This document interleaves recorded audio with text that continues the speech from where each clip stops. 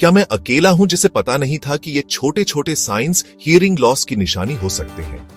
अगर आप लोगों को बार बार अपनी बात रिपीट करने को कहते हैं तो आपको ये जरूर देखना चाहिए। चलिए अर्ली साइंस को एक साथ पहचानते हैं। हम हियरिंग लॉस के अर्ली साइंस और सिम्टम्स के बारे में बात करते हैं क्योंकि इसे जल्दी पकड़ने से बहुत फर्क पड़ सकता है। सबसे पहले हो सकता है कि आप लोगों से उनकी बात रिपीट करने को कहें, या शायद आपको ऐसा लगता हो कि दूसरे हर समय बड़बड़ा रहे हैं। अगर आप अपने टीवी की वॉल्यूम बढ़ाते रहते हैं या फोन की वॉल्यूम बढ़ाते रहते हैं तो वो भी एक रेड फ्लैग है। क्या आपको नॉइजी जगहों पर जैसे रेस्टोरेंट्स में या पार्टीज में कॉन्वर्सेशंस फॉलो करने में दिक्कत होती है? वो आपके कान आपको कुछ बता रहे हो सकते हैं। रोजमर्रा की आवाजें न सुन पाना जैसे चिड़ियों का चहचहाना या डोरबेल्स का बजना एक और सब्टल साइन है।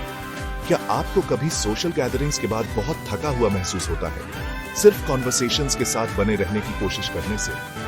वो लिसनिंग फैटीग असली है और वो हियरिंग लॉस से जुड़ा हो सकता है। और अगर दोस्त कहते हैं कि आप सुनते नहीं या परिवार कहे कि आप बातों से कतराते हैं तो इसे नजरअंदाज मत कीजिए। ये बदलाव धीरे धीरे आ सकते हैं लेकिन ये मायने रखते हैं। याद रखिए, हियरिंग लॉस किसी को भी हो सकता है, किसी भी उम्र में।